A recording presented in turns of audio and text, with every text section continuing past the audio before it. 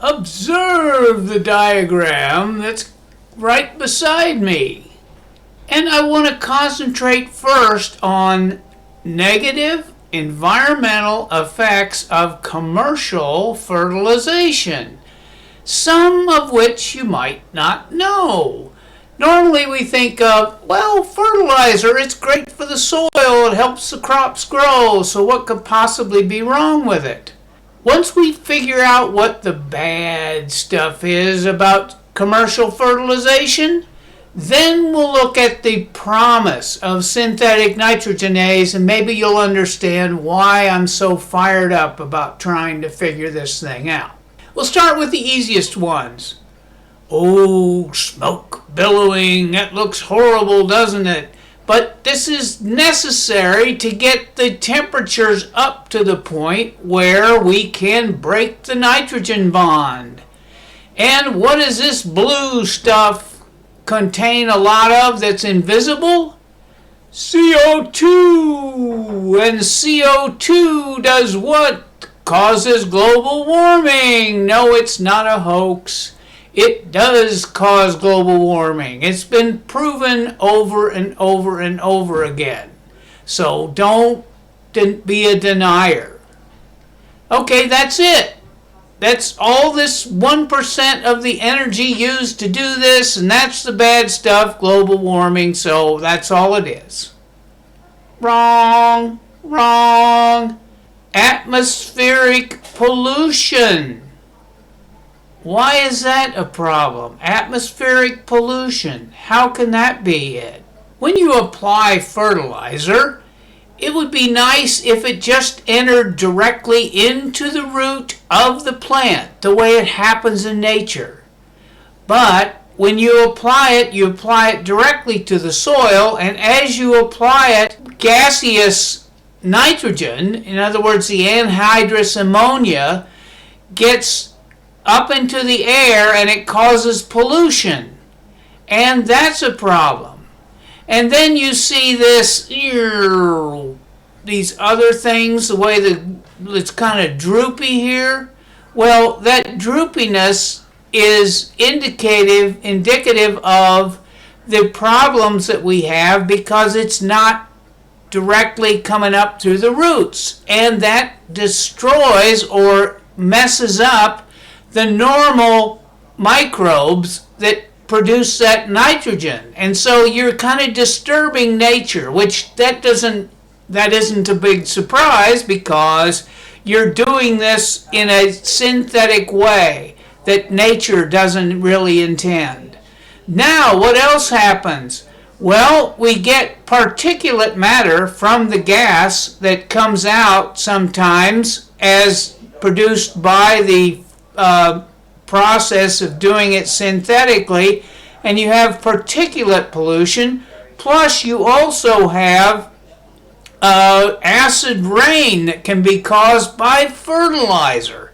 Acid rain is a bad thing.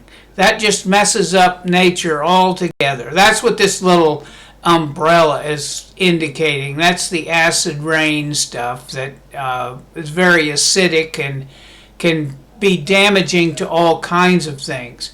Then this N2O, which is a byproduct of the fertilizer process that doesn't get used by the plants, the leftovers, that becomes a gas in the air, and guess what? This is 300 times more damaging, or 300 times more global warming effect than CO2 has. So, are you convinced yet that commercial fertilizer has some big problems and we need to figure out a way to help nature along? Yes, we deplete the soil when we put crops in, and the soil needs some help as we deplete that nitrogen, which a lot of farming methods do naturally by rotation of crops and cover crops that help rejuvenate the soil. But now let's talk about synthetic nitrogenase. Renewable energy. meaning that it doesn't take energy in. We can keep renewing the process over and over again. It's done at ambient conditions. Now, what's ambient mean? Room temperature, standard atmospheric pressure. Here's this little, what's this thing up here? Well, this is the magical iron molybdenum cofactor that if we could figure that out, we could catalyze the chemicals and create the nitrogen that the soil needs in the ammonia and nitrate form. Soil ecology. It's kind of the reverse of the other soil problems where we interrupted it.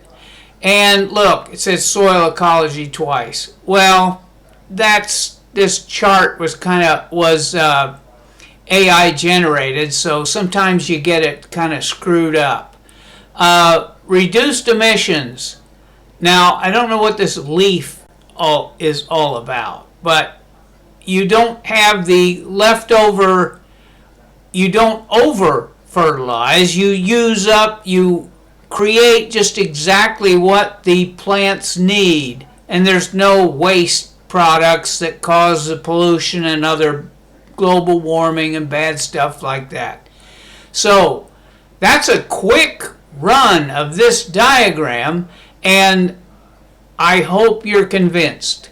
And I hope you can get excited to watch some more videos about the chemistry of nitrogenase that we need to explore to understand where current research is. And maybe some of you can get fired up enough to be a nitrogenase researcher.